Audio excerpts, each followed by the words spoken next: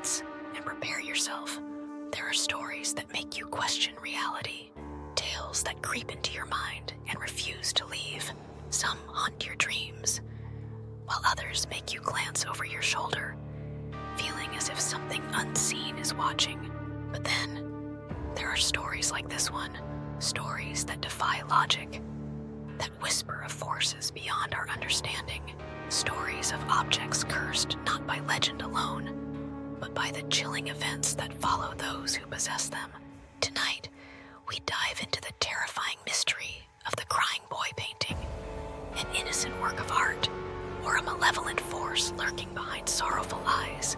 Homes have burned to the ground, while this painting remained untouched. Firefighters have warned against keeping it. Those who have owned it have suffered strange and tragic fates.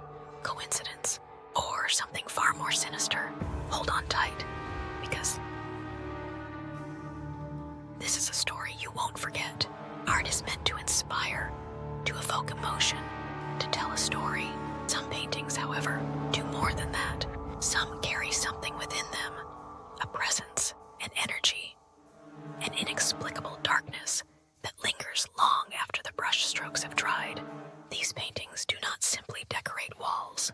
They watch, they listen, they remember, and some paintings refuse to burn. One such painting has haunted households for decades, bringing with it a legacy of fear, destruction, and eerie coincidences that defy logic. It is a simple image, a sorrowful child, his eyes brimming with tears, his gaze filled with a haunting sadness. But this painting is no ordinary work of art.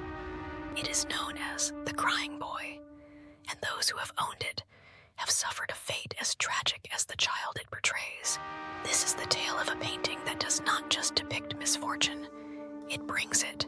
This is the legend of the Crying Boy, the painting that is said to be cursed. The origins of the Crying Boy painting are innocent enough.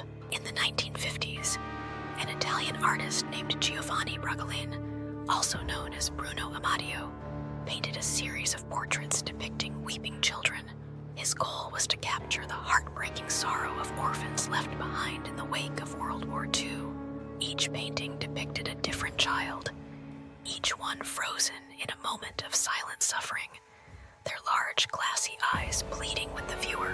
Bragolin's paintings became widely popular. Prints and reproductions were mass-produced and sold across Europe.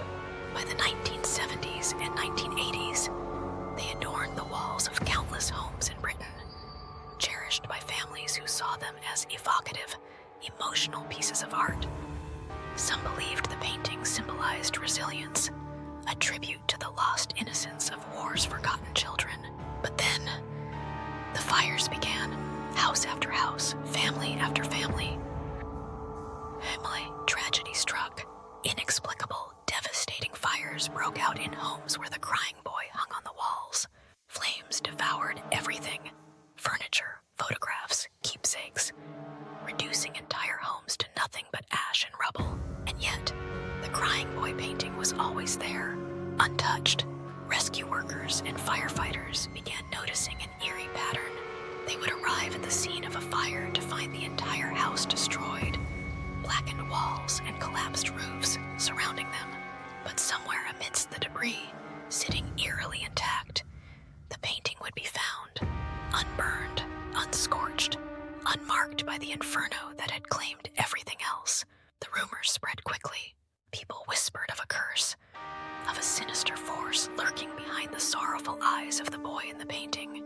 Was it simply coincidence, or was something darker at play? In 1985, British tabloid The Sun published a chilling article titled "Blazing Curse of the Crying Boy." The story detailed the account of Ron and May Hall, an elderly couple from Rotherham who had lost their home to a devastating fire.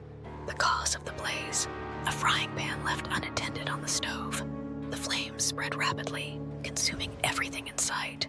Yet among the ruins, a single object remained intact: the Crying Boy painting. The whole story was not unique. More and more reports surfaced of homes that had burned to the ground, leaving behind only this cursed painting. A firefighter named Alan Wilkinson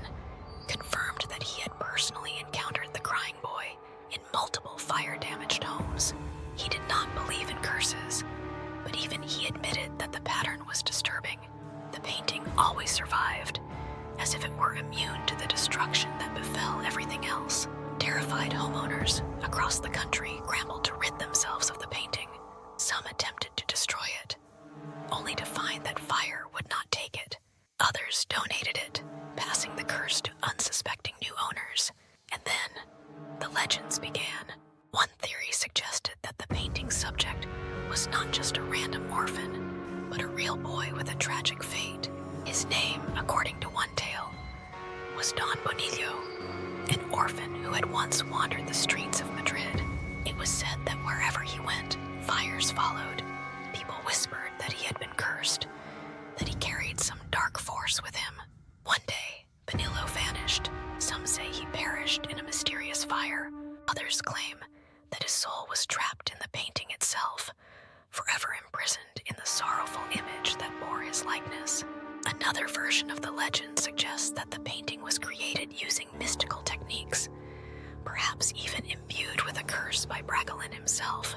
Some claim the artist had made a deal with an unknown force, binding the child's sorrow to the canvas, unknowingly cursing all who owned it, regardless of the origins. The curse had taken on a life of its own. After the Sun's article, a mass panic ensued. People desperately wanted to rid themselves of the painting, fearing that their own homes might be next to burn. Hundreds of terrified owners mailed their crying boy paintings to the Sun's offices, begging for help. In response, a massive bonfire was arranged. The cursed paintings were gathered in a field, stacked one on top of the other, and set alight in a roaring blaze.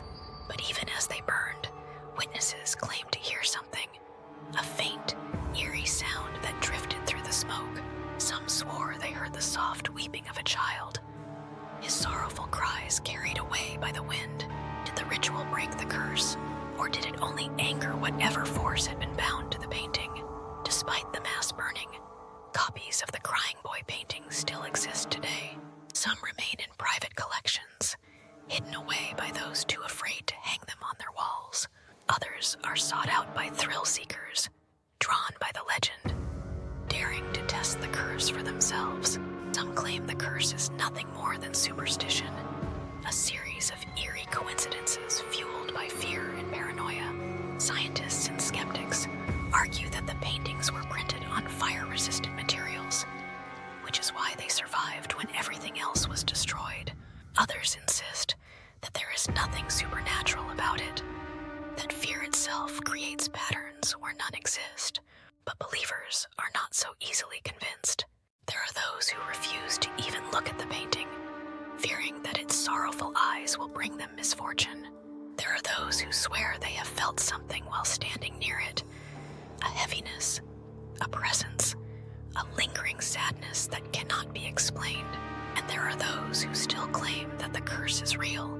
So if you ever find yourself wandering through an old antique shop, running your fingers along forgotten relics of the past, and if your eyes happen to land on a sorrowful child, his tear-streaked face staring back at you through the dust, ask yourself, do you truly want to take him home?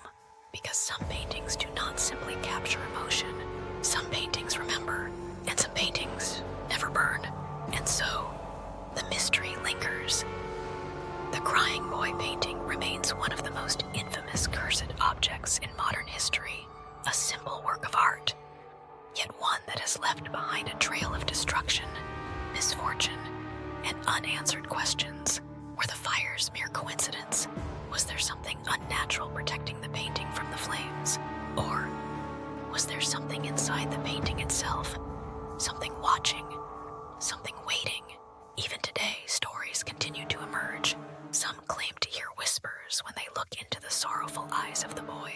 Others say they feel an unsettling presence in the room, and those who dare to destroy it, well, let's just say they often regret their decision. But what do you think?